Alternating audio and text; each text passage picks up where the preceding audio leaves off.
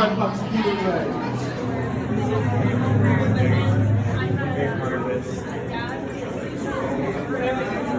Kind of looks like nothing. That is now headed to this system. Your outpost on Batu is no longer safe. We have transports waiting to take you to General. Waste. Let's get you on your way to the General. Yes, I just hope to be sure. Transformers away in 30 seconds.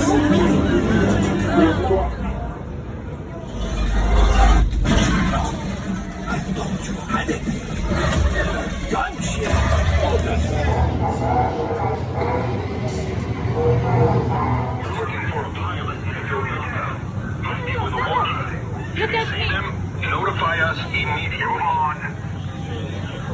Move aside. Move aside.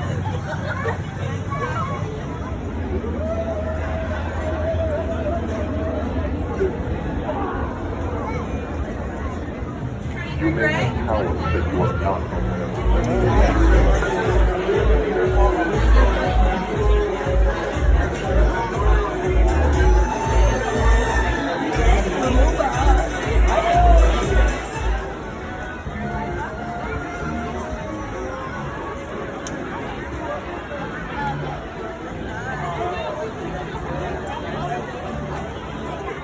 Started down there, way down there.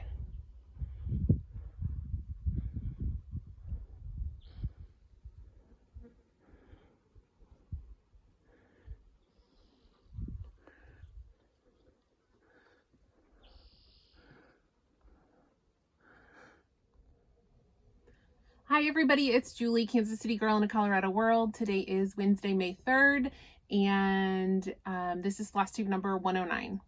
So it has been at least 3 weeks, if not longer, since my last video, and I have a ton of stitching to show, a ton. So I've got a couple of finishes, and I've been working on several things, and I even had some last minute Mania plans. So I'll go through all that too. Just a couple of things I decided to work on for May. So first things first, I have a finish. I have a fully finished object. So this was a project that I had actually finished stitching last summer, but never actually fully finished. So this is the Lobster Catch Biscornu. It's by Mkissa Creations. Marissa is designs under Mkissa Creations, and I'll link that down below with her Flosstube and her Etsy. But I had stitched this last summer. It's so cute. And then, not that I was like intimidated to do a Biscornu finish, but I just wasn't motivated to ever get around to doing a Biscornu finish. I watched a video and I went, yeah, that looks totally doable. And then I just kind of didn't ever do it. But as it turns out, we, in our travels, we're in Southern California right now. We're right outside of San Diego. We ended up doing a super duper last minute trip to Disneyland. It was like a week and a half ago now, maybe.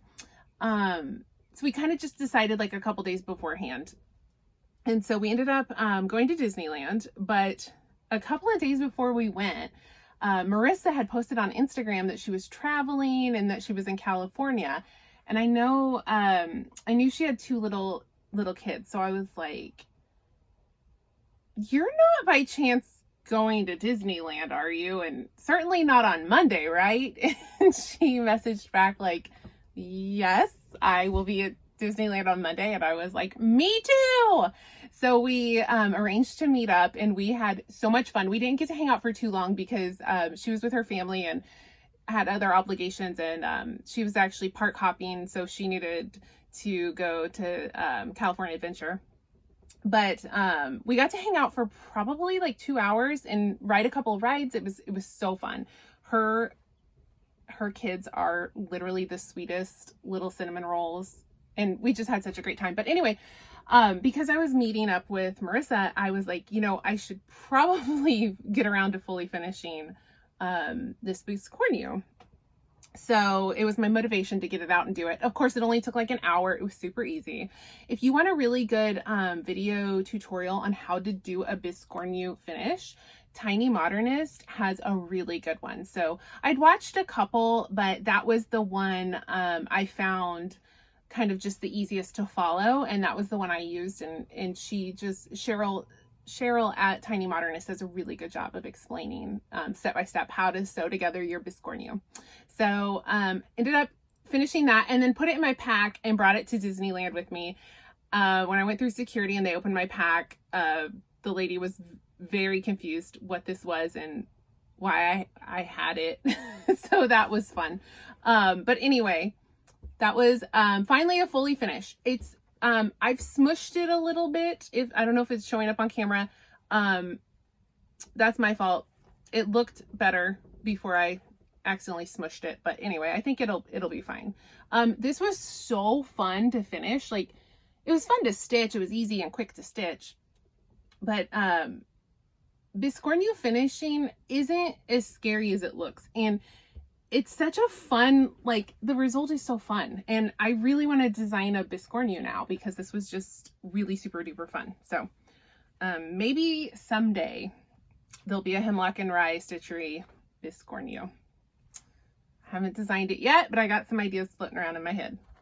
So, all right. So then I was continuing on my goal of 40 finishes this year. And 40 finishes of older projects, old whips, works in progress. I usually have over 40 finishes a year, but that includes like smalls that I randomly start and finish. Just things that my models that I design and stitch, those I'm not counting. I want to finish 40. Well, I'm counting them, but for this goal of 40 finishes, I want to finish 40 older projects. So my rule is that I have to have started it before 2023.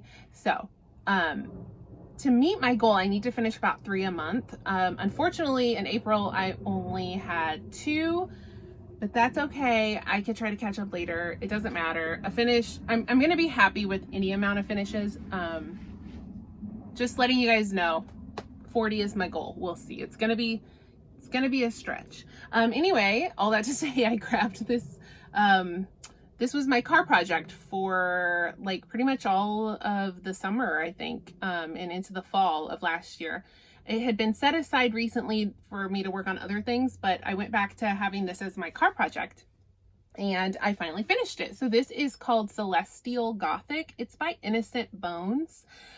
This is a plastic canvas kit. So if I remove this board, you might be able to see more of the canvas. So it's like a 14 count plastic canvas kit.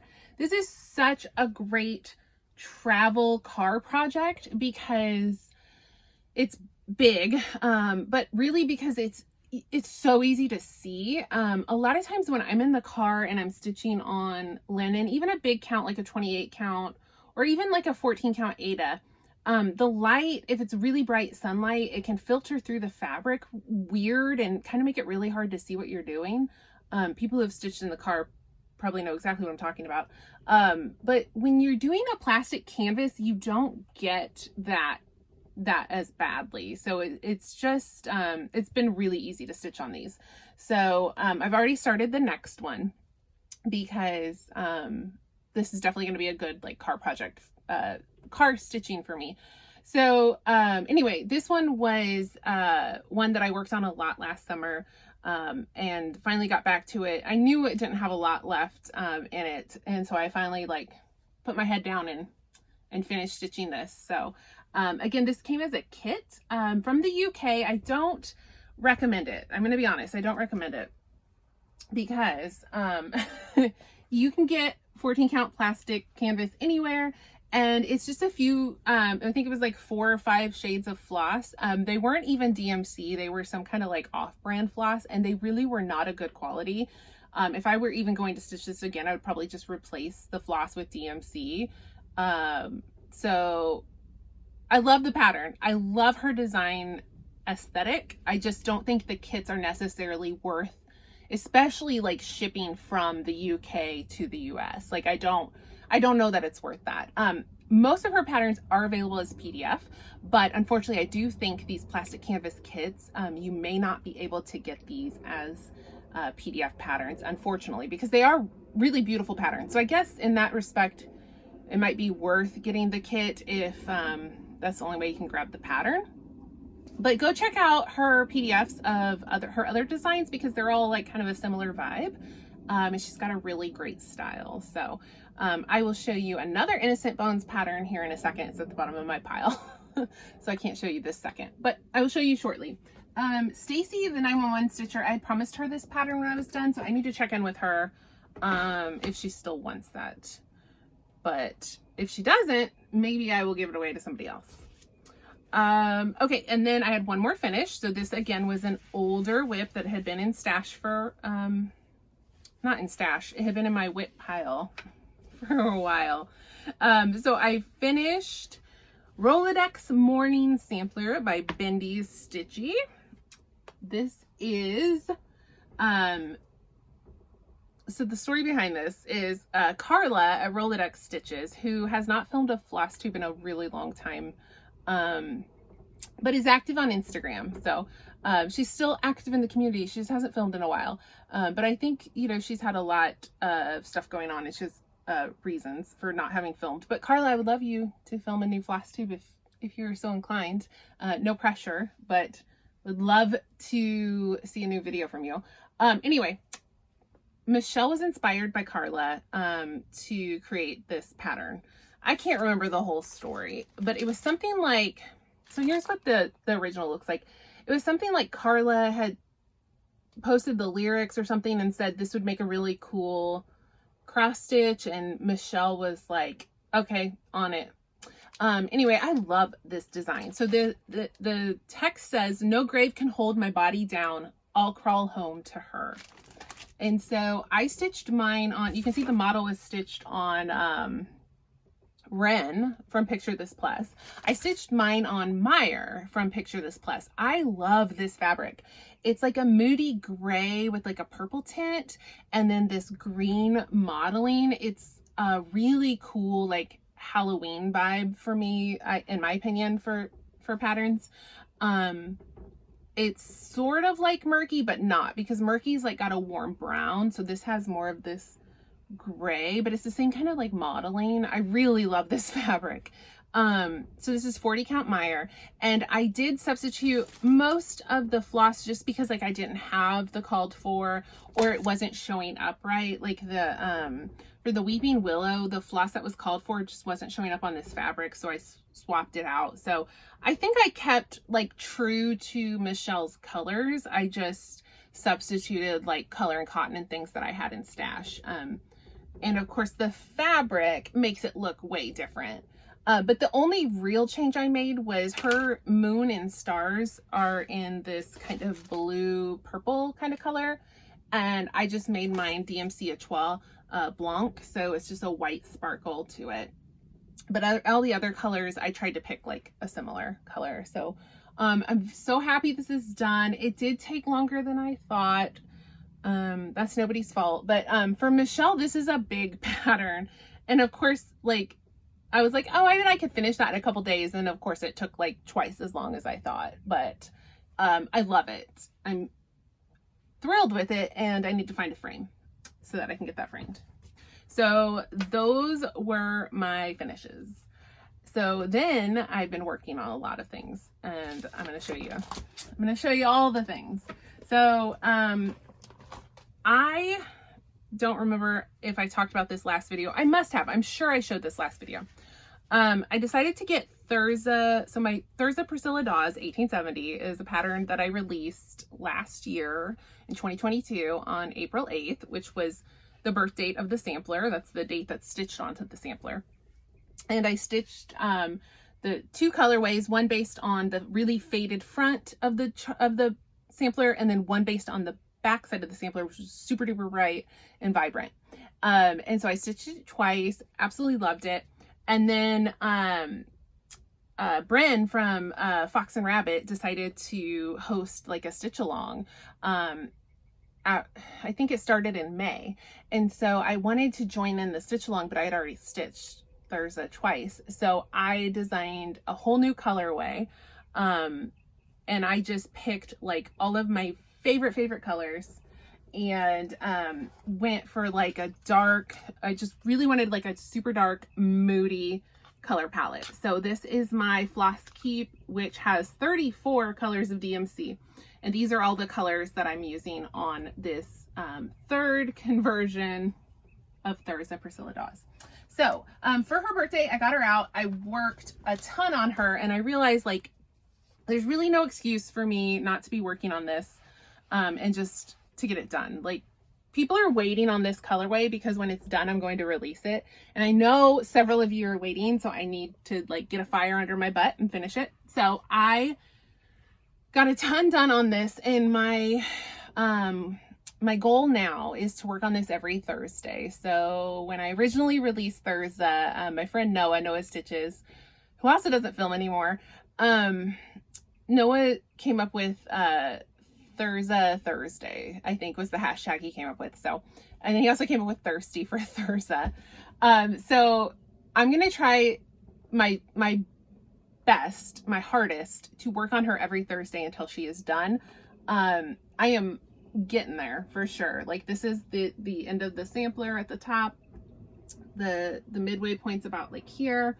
And the bottom stitch is a lot faster than the top. So I'm really hoping I can get this done this summer. This is 40 count Picture This Plus Murky. So again, you can see I was comparing Meyer to it, and they're not similar like at all, but like still like the vibe is similar. So there's Meyer, there's Murky. So probably my two favorite fabrics from Picture This Plus. Anyway, this is, I got so much done. Like when I picked Thurza up this round, I think I only had like this much done right here. So I've really worked hard on her. And I'm super duper thrilled with how she's looking. I think she's looking so good. So hopefully that will be a finish soon, and that new colorway will be released.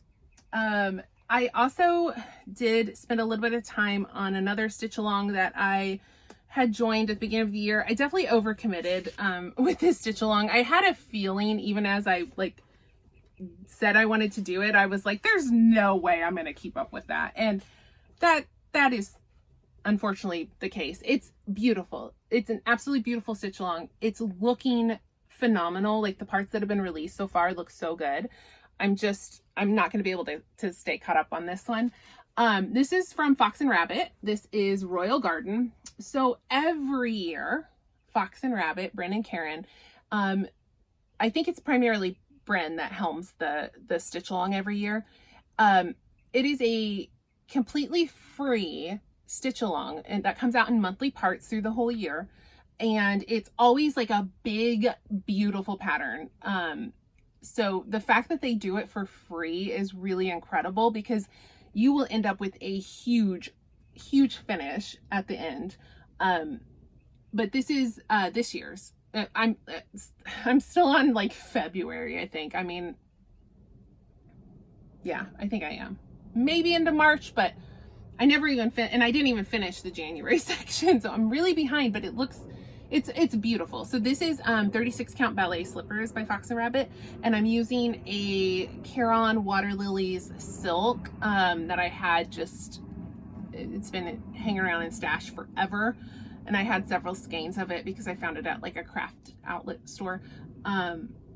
So I was fussy cutting here, and then here in the border is what it looks like when you don't fussy cut and you just stitch it continuously. So beautiful, so helplessly behind. But if you, hopefully I'm putting in a picture of like how much has been released so far. If you like the look of this sampler, go get it. It's free. It's free all year long. And on the 1st of the month, they release a new section. And then you need to download it before the next year, because then they do take it down. They take down the free part and they put it back up where you can just like buy it. So if you missed out on a previous year, you can go buy the pattern, but during the year of 2022, it's free. So if that pattern interests you, go to Fox and Rabbit and you can find it there. All right, so then I've also done a little bit more work on an upcoming design from Hemlock Rye. This will probably be the last time I show it before it's done. I'm almost done with kind of the boring alphabet at the top. And I'm just getting into like the really fun stuff. So then I will probably keep the rest of it as a surprise until it is done. I've never taken so long to model stitch something. I took like several weeks break in this, so it's not that this is taking forever to stitch, it's just that I have not been working on it. But this is an upcoming release, and like I said, I've almost finished the alphabets up at the top. And now I'm getting into some fun stuff. There's a little squirrel right there. Getting into some fun stuff. This is 40 count flannel flower by Fox and Rabbit. I think this is my favorite. Like baked clay was my favorite Fox and Rabbit linen, but now I think flannel flower is it. I love it. Like, I love this linen so much. So anyway, that's a sneak peek of an upcoming design. I'm not even going to tell you what it's called, but it does have a name. I'm not even going to tell you what it's about. It's about something really cool. They'll be coming soon. All right, so then another stitch along that I committed to that I think I can actually keep up with. I am not currently caught up, but I'm really close. So I've kind of just decided like to focus on this one stitch along to keep up with. This is Modern Folk Embroidery Reaching Skyward. So this is Jacob's 2023 stitch along, and it is just the most gorgeous. I love it. So Jacob's stitch along is not a mystery. You know what it's going to look like, and you get the entire pattern. Well, I think historically he would release like pieces every month, but with this one, because there's so many like customizations to it, he went ahead and gave us the entire chart like at the beginning of the year. But in the spirit of the stitch along, you know, recommends that you stitch like each month's section still as we go. Someone has finished this, more than one. I think I've seen 2 people for sure who have already finished this chart, which is just bananas because it's a huge chart.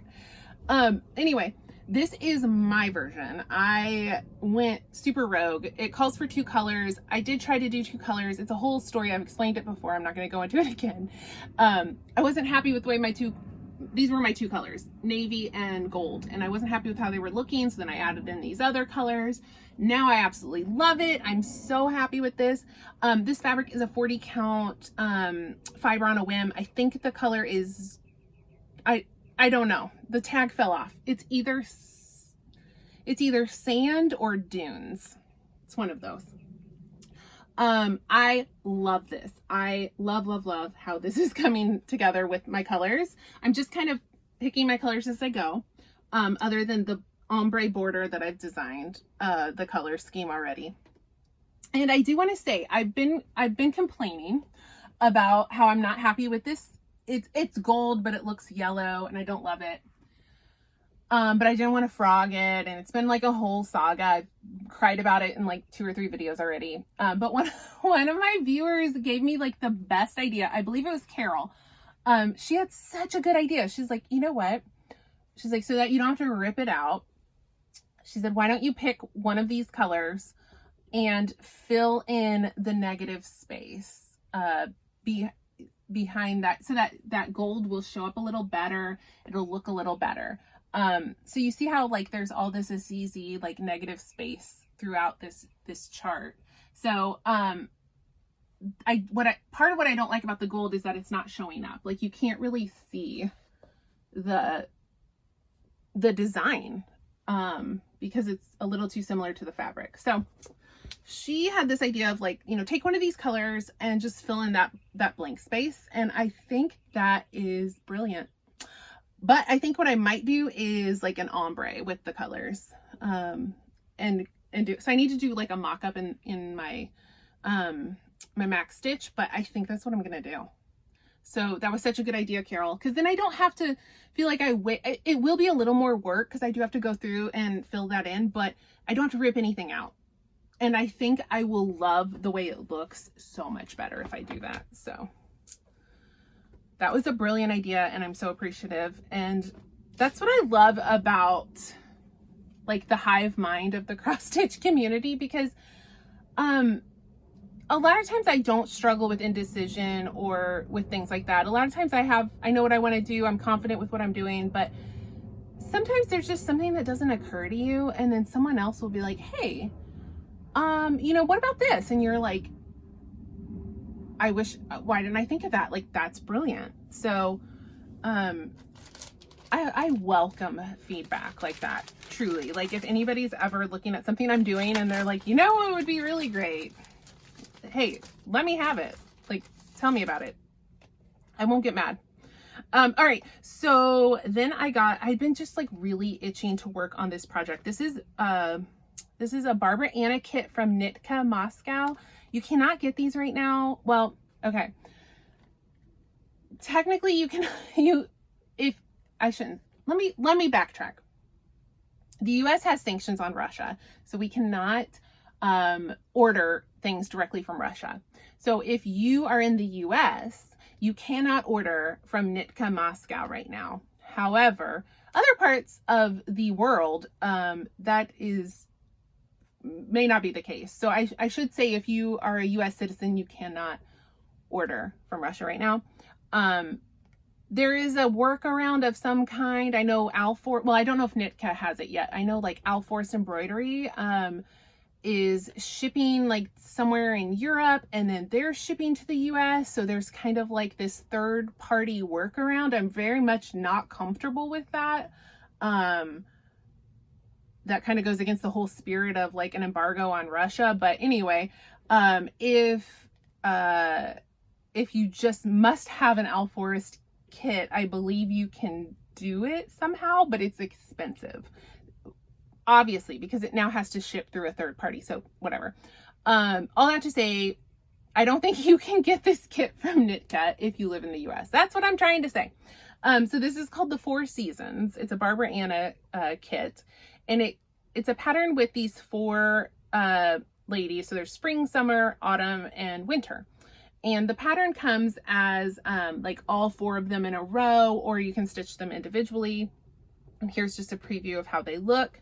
I'm stitching all 4 in a row. I'm using the called for, or the floss that came in the kit, and the fabric that came in the kit. The fabric's not real exciting, but you know, it's fine.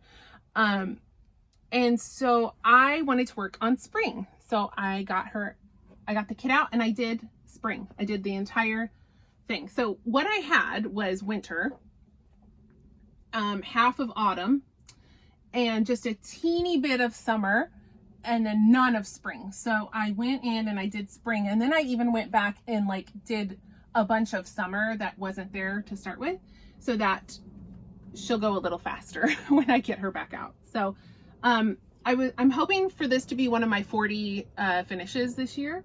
But I thought, well, I might as well just wait and, sorry, I'm trying to figure out how to hold this. Might as well wait a month or 2 and then finish summer. So I did spring, love spring. And then I think maybe in June I'll get this back out and I'll finish summer. And then I might at that point just go ahead and finish autumn just so I can have the finish. We'll see how I'm feeling, rather than put it away for a few months and then it's fun to stitch them in the season, but we'll see how I feel. I might just be chasing that finish rather than want to wait a few more months. So the only change I've made is in this kit, all 4 of the ladies have this same skin tone. So I am changing the skin tone on each one. So I've made this one a different skin tone, and I've made winter a different skin tone. And then summer will also be a different skin tone, just to have a little bit of diversity and fun. I don't really see why they all 4 need to be the same shade of white. I love Barbara Anna though. I love her designs. I would stitch almost every single one. I'm like, every time she puts out a design, I'm like, yeah, I want that. I restrain myself because need to maybe finish a few that I have before I do more, but they're all so good. And she like just cranks them out. So, and I feel like every week she's got a new beautiful design. It's actually really frustrating sometimes. I'm like, can you just slow down, please? Can you stop, please? All right, so just a couple more things. Told you I have a lot of whips. Okay, I succumbed to peer pressure. These are my Mania plants, by the way. I succumbed to peer pressure from Cam the Stitcher, Bridge in the Museum Stitcher, Marjorie at Marjorie Made Stitches, and Megan at the Seattle Stitcher, and I think also Alexis at Alexis My Amazing World. I think she was in that group too. Well, I know she's in the group chat, but I think she also might have been in on the peer pressure of the Carolyn Manning Stitch Along for May, and they're calling it Manning May. And I made fun of them for months about this because I didn't have any desire to stitch a Carolyn Manning, not because there's anything wrong with them. They're beautiful. I always looked at them and thought, oh, I think I would get bored stitching it. And this is not a knock on the design. This is not a knock on anything like that. I think they are gorgeous. When I see, I don't like repetitive stitching. Like, I hate stitching borders, hate it. And so every time I would look at these Carolyn Manning designs, I was like, oh, I think I would just not like that, because you're stitching like, you know, the same little triangles or squares like over and over. But like, could acknowledge that they're gorgeous. I just didn't think they were for me. But they kept talking about it, and finally, I don't know, like something, it's like exposure therapy. It was exposure therapy, that's what it was. And finally I was like, all right, dang it, I'm gonna get one, I'm gonna do it. The FOMO was too much. I needed to join the stitch along. So I did. But to save myself a little bit of, like, hopefully from feeling bored, I did pick a small Carolyn Manning. So, like, and the one that's really popular is Beachcomber. It's like 183 by 183, something like that. Like, a lot of her designs are really big. But she also has these little snippets where she'll take that design and kind of shrink it down to a more manageable size. So the ones I found, I think it's called the Shooting Stars. It's a set of 4, and they're like 83 by 83. They're not so big. So I got this set called Aurora, and I just decided I'm gonna, you know, stitch one of them, see how I feel. Maybe I'll stitch all 4 of them if I enjoy it. And I decided to do mine on 14 count plastic canvas so that I could do this in the car. And I'm so sorry for all of the things that I said about Carolyn Manning designs, because I'm obsessed. They are fun. They are fun to stitch. I don't know why. In my head, I still think I should be so bored. I should be so bored stitching this, but it's actually super fun. I think the reason is that you do get to change the color before you get too bored. But yeah, I did this in 2 days. They stitch up so fast. So in 2 days, I stitched this much. So again, I'm doing this on plastic canvas. And it's super easy to do. Going to be my car project until it's done. And then I'll probably stitch another one. I might stitch all 4 because this is super fun and it's going really fast. And I love it. So here's my little floss drops.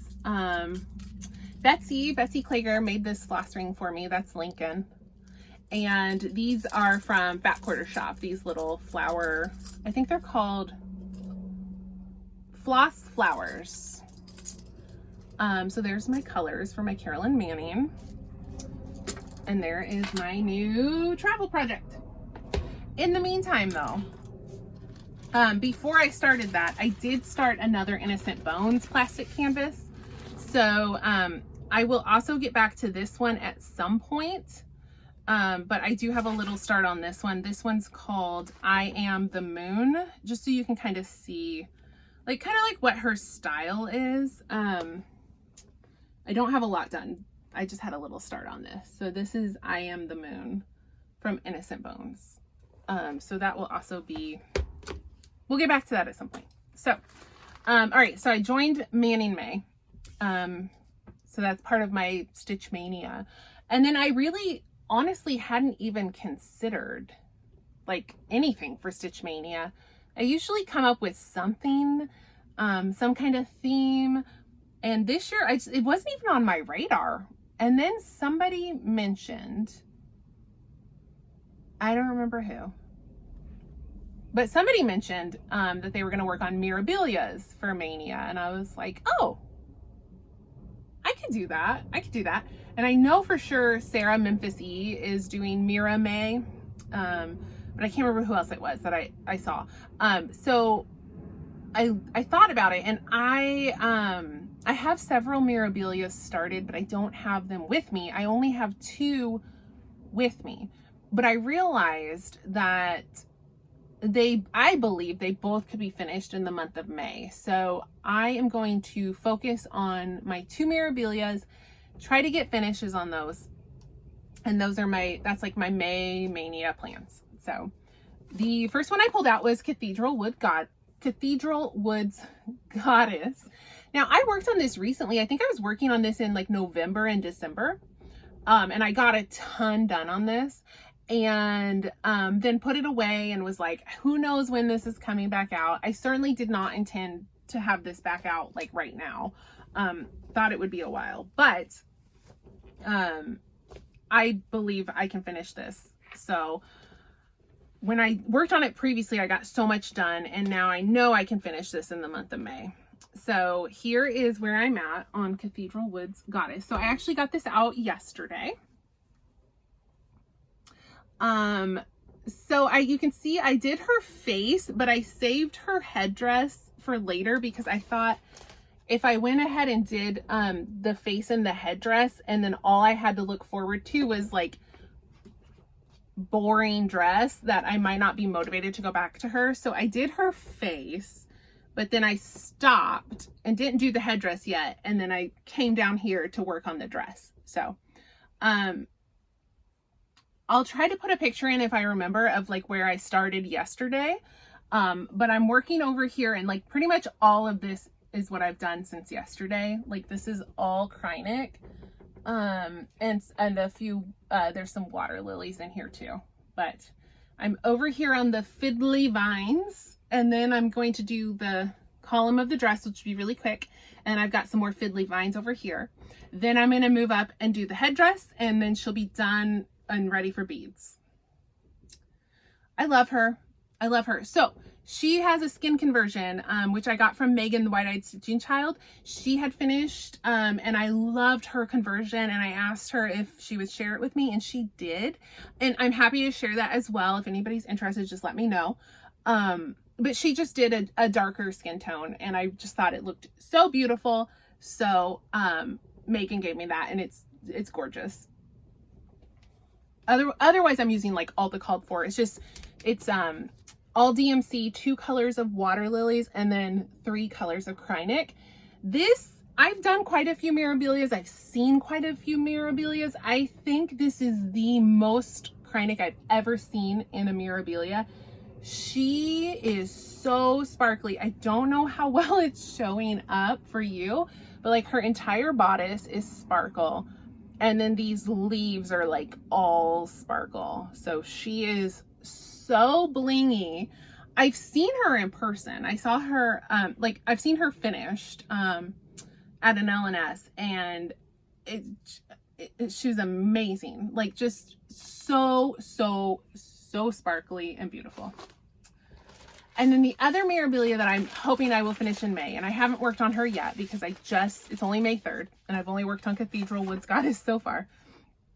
So my other Mirabilia for a focus on a finish is Andromeda. So this was a stitch along that I started with Alexis at Alexis My Amazing World. And I just had always loved this one, and I think she had it too, and we decided like let's sell it. I think she needs to restart hers, so I don't think she has much on hers at all. But when we started this, I forgot to say on Cathedral Woods Goddess, I'm stitching that on 28 count Picture This Plus in the color, I believe it's the color Jazz. It's just like a limey, pale sherbet green. Anyway, so when Alexis and I decided to start Andromeda, I was inspired. I've always gotten like Ariel Little Mermaid vibes. I know she's Andromeda, but she's always, it's like it's giving Ariel, right? Like, so I was like, okay, I'm gonna do a conversion. But right around that time, Disney had announced the live action Little Mermaid, and they cast an actress of color, and they cast Halle Bailey to play Ariel. So I was like, oh my gosh, this is perfect. I'm going to convert her skin and hair to look like the Disney live action Ariel. The problem was, this was like before they even started filming, or right as they were starting filming, so no one actually knew how Ariel was gonna look. So I did a skin conversion based on the actress, just because like her skin color is what it is. So I at least had that part. But then I was like, I'm just gonna have to hold off on her hair until we get an idea of how it's gonna look. I had a feeling they weren't gonna do like the traditional animated like fire engine red. And that was correct. That's not what they did. So now, of course, we've all seen the trailer for the movie. And her hair is more of like a rusty orangey red. So now I know how it's gonna look, and I need to get that actually like planned. I need to still do it, but at least now I have something to work with. But here's how far I got when I last worked on this, and it's been a while. It's probably been like a year and a half at least since I worked on her. This is a 32 count linen from Nicholas Flamel, I think is the dyer, on Etsy. And this is not, this fabric doesn't have a name because it was a set of 3 fabrics. It was the Bronte Sisters collection. And this was one of the Bronte Sisters fabrics. So I think it's so beautiful. And I'm really excited to get back to this. And I'm really excited because the movie actually comes out this month in May. I think it's May 25th or 26th, that the live action Little Mermaid is releasing in theaters. So how perfect that I will hopefully be finishing this by the end of May, coinciding with the movie.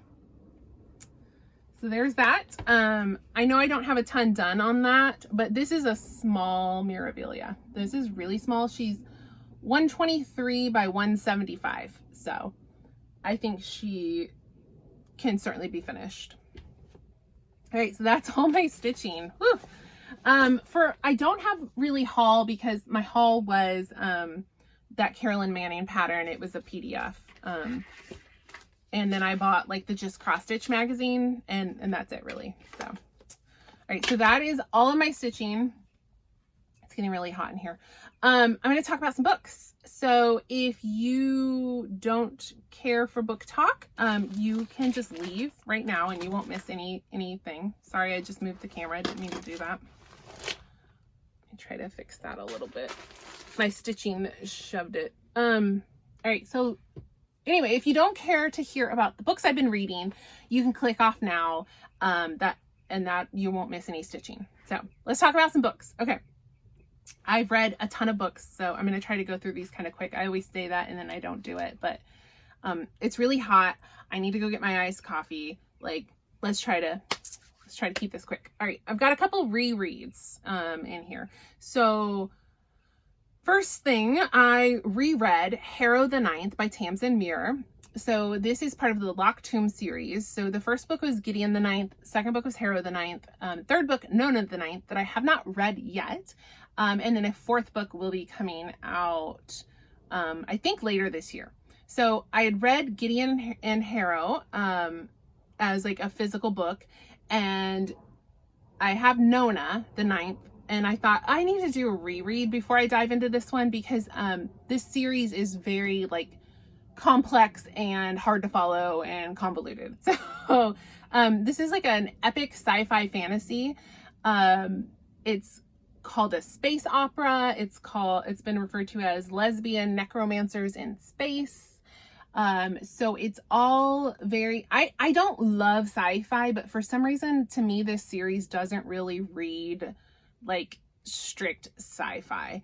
But anyway, I couldn't even begin to like do a synopsis of this book. It's so chaotic and unhinged, but, I love this series. So Gideon the Ninth is again the first book.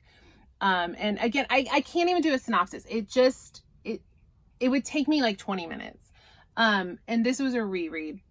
So I listened on Audible this time to the book. So Gideon is absolutely hysterically funny on audio. It's funny when you read it, but when you listen to it, it is so funny. Harrow is less funny, but still several laugh out loud moments. But anyway, I highly recommend the audiobooks for these. They are done so well. And now I'm ready for Nona the Ninth, but I'm not sure when I'm going to get to that exactly. But I do recommend this series, but I do warn people that it's very confusing. It's very complex. There's a ton of characters. There's a whole magic system, and it's not that it doesn't make sense. It does make sense. It's just very detailed and complex. So I just feel like you have to really pay attention with these novels. And I know some people who have tried to listen to them on audio, and if you get like a little distracted, you'll be so lost. So I read them as physical books first, and then when I did my reread, I listened to them on audio. I think you could start with audio, but you just have to know that you have to pay attention. You really have to be kind of focused. All right. So then the next thing I read was Crown of Gilded Bones by Jennifer L. Armentrout. So this is the Blood and Ash series. I had read the first two books from Blood and Ash, and then this is the third, I believe, or maybe it's the fourth. I think it's the third.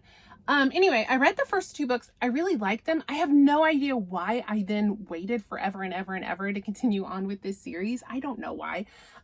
So this is a fantasy romance series. From Blood and Ash was the first novel, and it features Poppy. She is, oh my God, like, again, how to explain these books? I feel like I could never like summarize these. It's a spoiler. Like, everything I'm about to say is a spoiler. So anyway, it's an epic, let's just be vague. It's an epic fantasy romance novel. There are people with some magical or supernatural powers.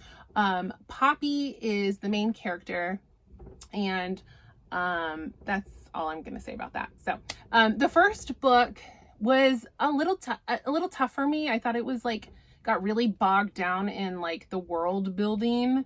And the pacing was really weird, but I like powered through, and it did get really good by the end. And I had heard with this series, like, the first book is tough to get through, and like I definitely agree with that. The second book I don't have like strong memories of, but I think it was like, you know, perfectly adequate. And then the third book was really fun. So it's not a series without problems. I know some people like really trash these books as not being very good, and I do understand the criticism, but I think they're fun. Like, I don't think they're as good as like a Sarah J. Maas like kind of series, but they're in that vein. They're in that vibe. And I think if you don't take them too seriously, they're fun. Like, don't expect everything to make sense. Like, and just go along for the ride. It's a good time. I will say that after the last book came out, which I think is like the fifth book, I haven't got to it yet, people got like big mad about this series. So I don't even know. I've avoided spoilers. I don't know what happened. But I know people like were seriously trashing the series and really were upset after that last book came out. But I'm a completionist. Like, I'm gonna read it. I'm still gonna read it. So even if it's gonna be super disappointing, I'm gonna read it. So I don't know. You guys, you tell me if you've read, without spoiling, if you've been keeping up with this series. does it like just go all to hell like in the last book that was released? Like, let me know. All right, so then I read The Love Con by Ceresia Glass. This was like a random book I picked up at Barnes & Noble. You know, you walk in and they have the tables and it's like buy one, get one half off, and they'll put a little sticker on the books that qualify. So this was like my half off book. So it was on the romance table and it just looked cute. And it was really cute. So this features Kenya, and I'm looking at their names on the back because you know I can't, if you've been watching me, you know I can never remember their names. Like a week after I finished the book, I'm like, I could tell you what happened, but I can't tell you what their names were. So Kenya and Cam have been like best friends since middle school or high school or something. And they like secretly have crushes on each other or whatever. It's a friends to lovers romance, contemporary romance. So anyway, Kenya enters a cosplaying competition, and through like a series of events ends up like lying and saying she has a boyfriend, but she doesn't. And so her best friend Cam, she's like, oh yeah, you're my boyfriend now. Like the competition is coming home to film like the final round, and you need to pretend to be my boyfriend. And he's like, yes, let me shoot my shot, because he's like secretly in love with her. And so they do this like fake dating thing, and then of course like she finally realizes she does have feelings for him, and then like they have a happily ever after, like you know how it goes. But it was really cute. It was funny and sweet. Not like, it wasn't like a wow, but like it was solid. It was a good, cute romance, but like not gonna be one that's like an all-time, you know, favorite or whatever. But I also like friends to lovers isn't like my favorite romance trope. Like it's fine, but it's not like high up there for me. So if you love friends to lovers, this is a really good friends to lovers fake dating. So then I read Cackle by Rachel Harrison. This was a book I wanted to read. Like as soon as when it first came out, it was like high on my radar, and I just like never got around to it. My friend Andrea, the Stitchy Bookworm, she loves this book, and she would like occasionally bring it up, and I'm like, yeah, I still need to read that. And so I finally was like, okay, I need to read that. And I think, I always try to avoid like spoilers for books. So I didn't know what was going to happen in this book, but I thought I knew what was going to happen in this book. And I think that was part of why I avoided it, because I thought, it was going to like play out a certain way. But it didn't, which was awesome. But so this is a book that gets, I think also suffers from people not knowing how to categorize it. Like it gets filed with horror, but it's really not. It is not a horror novel. It's really not. But it's also not like just a paranormal. It's not a romance. And so I think people like don't really know how to classify this book. And that might be part of the trouble why I assumed it was something, because it gets kind of filed into horror. So I thought it was going to be a horror novel, which is not interesting to me. But it's not. It's really not. So anyway, this features a woman named Annie, and she meets like a charismatic woman. She moves to a small town to like start her life over, and runs into this lady named Sophie. And like Sophie is not what she seems. And then things go from there. But it's basically like, mild spoiler, this is probably on the back of the book, Sophie is a witch. Okay. So she kind of takes Annie in under her wing, and odd things start to happen. But I love this. This was really good, and it's not horror. And if that's been holding you back, I can tell you that you don't need to be worried about that. So this is actually, it's a great book. It's a book about a woman kind of like finding her way, finding herself, taking back like her agency, and embracing who she is. So it actually has like a really empowering, like uplifting message, plus like witchy vibes. It's great. This book was great. Recommend. All right, so then I listened to The Seven Husbands of Evelyn Hugo by Taylor Jenkins Reid. I think it's Jenkins Reid. So last video I had read Daisy Jones and the Six. And then Seven Husbands of Evelyn Hugo is also incredibly popular. I think possibly even more popular than Daisy Jones in some circles. So I checked it out from the library. I had to wait a while, but I did check it out from the library, and I did love this book. But I did love Daisy Jones more, and that might be an unpopular opinion. I think for a lot of people, Evelyn Hugo is like their top tier. It was good. It was great. It was fantastic. It was just missing a little something for me. It was like a 4.5 star book for me. Like, and I couldn't even tell you what needed to happen to push it up to 5. But it was very, very good. It just fell a little short for me. But The Seven Husbands of Evelyn Hugo, if you haven't heard about it, it's a literary fiction novel.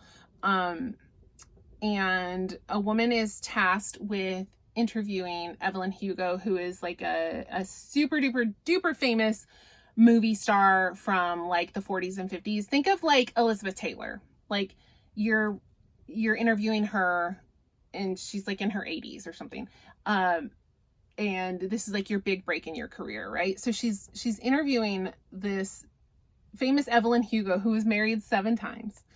And she thinks she's kind of doing like a fluff piece. And then Evelyn is like, nope, I want you to write my life story, and I'm going to finally like be honest and like tell the world like all of the things that were really going on, why I was married 7 times, what was really happening.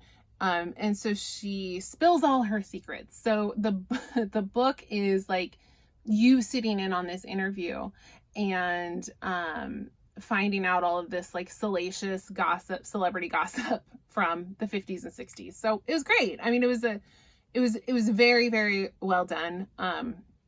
Did not quite see the twist coming. And it was very enjoyable, highly recommend. But I did like Daisy Jones just a smidge more, just a little bit.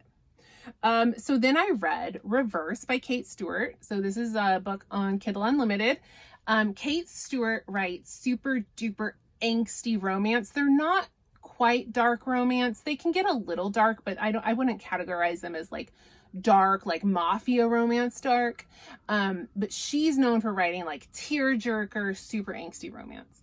And so, the book she wrote first was called Drive, and I loved that book. And Reverse is like the sequel to that book. I can't tell you a lot about it without it being a spoiler. I can tell you that Drive is such a great book. So Drive features a woman named Stella. She wants to be a music journalist. She falls in love with a drummer from a band that's like on the verge of making it big. Things implode, things fall apart, the relationship ends. She's totally devastated and heartbroken. She moves on and she starts to date another man, falls madly in love with him. And then the angst of the book is that the other guy comes back in. This isn't a spoiler, I don't think, but the other guy comes back in her life. And then she has to make a choice, but she is madly in love with both of them. And so the angst is like, who's she going to choose? And why should she have to choose? Like, because she's going to break someone's heart. And, you know, so the reason I can't really talk about the follow-up Reverse is because it spoils who she chose.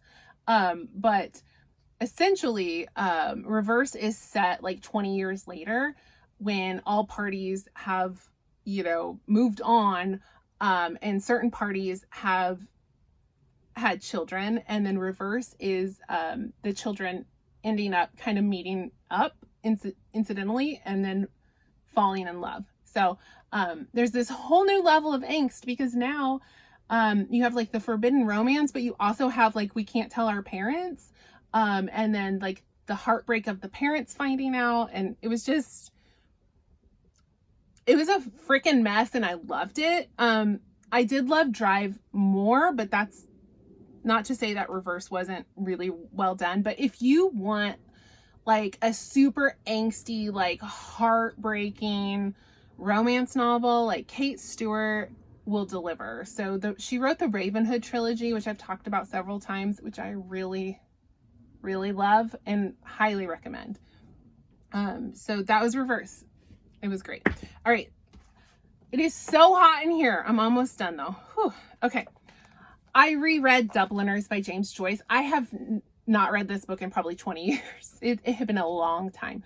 So when I was in the UK and Ireland in September, we did spend some time in Dublin, and we went to Sweeney's Apothecary, which is in Dublin, and it's featured in, I think it's in Ulysses. And they were selling like these, you know, cheap copies of James Joyce works, and they stamped it with their little stamp. So I bought Dubliners and Portrait of the Artist as a Young Man, and thought, you know, I'm due for a reread. So like I said, I hadn't read this in probably 20 years. When I was in college, when I was a freshman in college, I took a class on Irish literature, and I wrote a paper about Dubliners, and I think the title was, it was so freaking like pretentious. It was like Circularity and Stagnancy in James Joyce's Dubliners or something like that. And so like rereading this even decades later, like I was remembering like all of the things I had pointed out in my paper, and like some of the stories I didn't remember at all, but some of them I remembered still so vividly.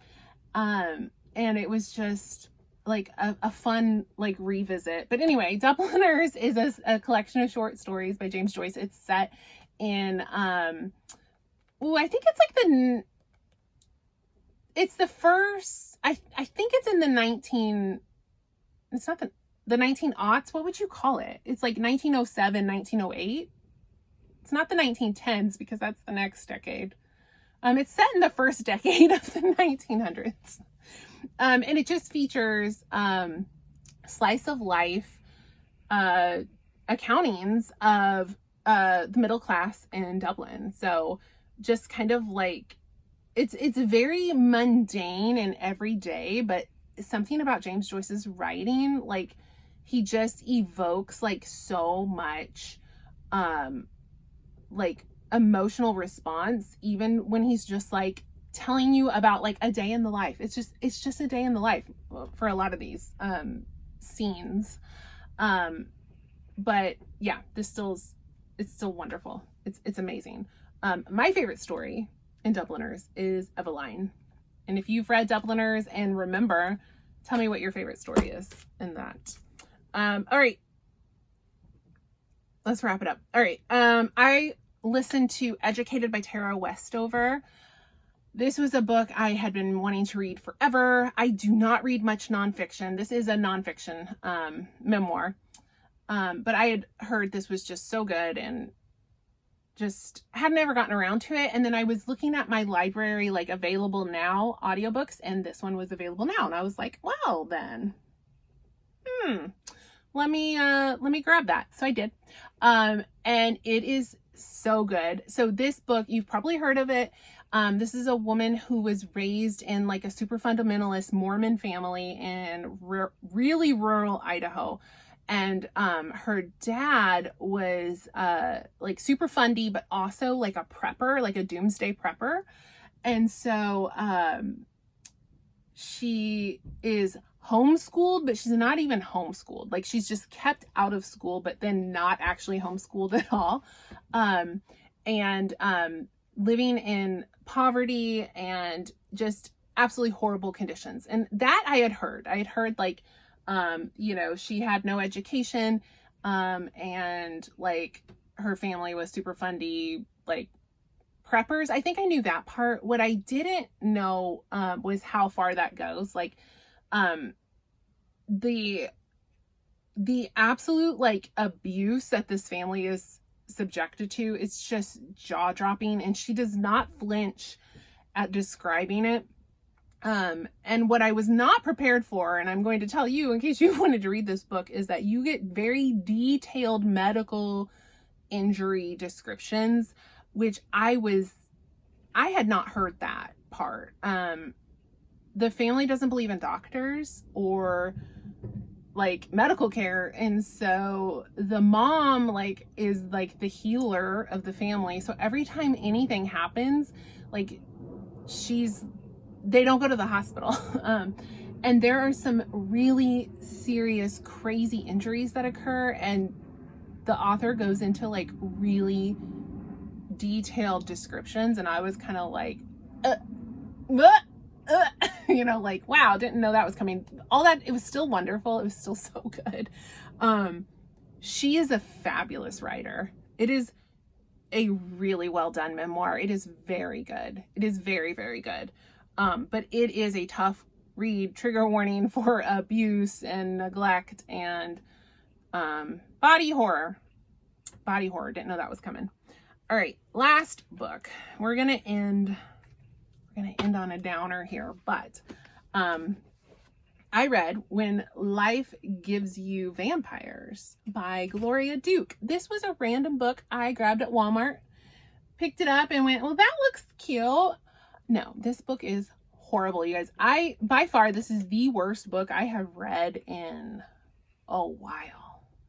And I don't read a lot of bad books because I don't pick up books I don't know about generally. Like when I grab a book, it's almost always because I have seen someone talk about it and say this is a good book. There are some exceptions. Like I will say I had never heard anybody talk about The Love Con.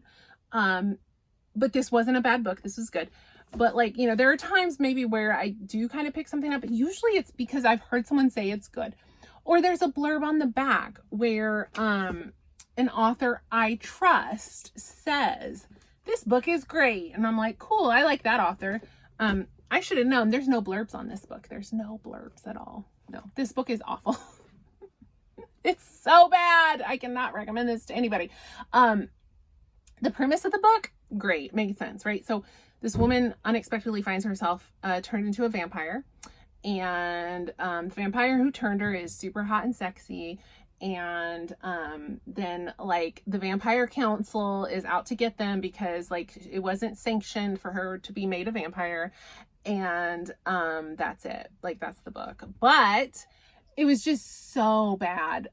There's absolutely no world building. There's no relationship building.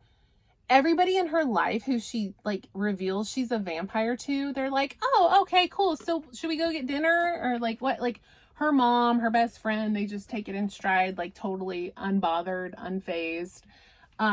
She like falls in love with this guy, but there's really no explanation as to why. Like it felt like 100 pages were cut from the script. Like that's what it felt like. And maybe that's what happened. Like it felt like maybe she wrote like a more detailed book and they were like, this is boring and trash, cut, and just like hacked it into like the bare bones. And so it was bad. The plot, the pacing, the development, it was all bad. It was all bad.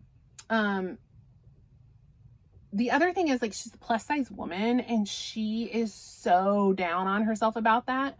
And I'm not saying that's not like realistic, but like the entire book is like her being like, I can't fit in my jeans and like, I'll never be happy because I'm not thin. And it's like, it's the whole book, the entire book. And then she's like, oh, I was turned into a vampire when I'm fat. So now I'm going to be fat forever. Like that's the whole book. Like it's her crying about that the entire time. And it's just not that it's maybe not accurate. It's just very like depressing to read about for 300 pages. And like the whole point is like she's supposed to finally like come around to like accepting herself and like being happy, but the development's not there. So it's also just like random. She's like, okay, I guess I'm gonna be happy now. Like it's so weird. It's so horrible. I have no idea how this got published, how this woman is an author. All I could figure was it did say in the author bio that she is an award-winning radio writer, TV sitcom writer, and copywriter. This is her first novel. So I'm thinking she just knew people in the industry and they were like, yes, we'll give you a book deal. Because I cannot imagine somebody without those connections, like turning in a manuscript like this and like getting a deal. It is so bad. Don't read this. Don't read this, you guys. It's the worst thing I've read in probably a year. The cover is adorable though. Isn't it cute? Like, can you blame me for picking this up and going like, that looks cute? And like the back sounds cute, but I should have known. There's not one blurb. You know how like when you pick up a book and it'll have like in the beginning, it'll be like a bunch of authors or like book reviewers that are like, yeah, this was great. And then there'll be like one up here that's like, I love this book. And then there'll be like one or two over here. There's not one. There's nowhere on this book there was not one author who was like, put my name on that as a ringing endorsement. And I should have known. Now I know. All right, that's it. It was terrible. Don't read it. Okay, that's all I've got. I'm going to go get my iced coffee now. I'll see you guys next time. Bye.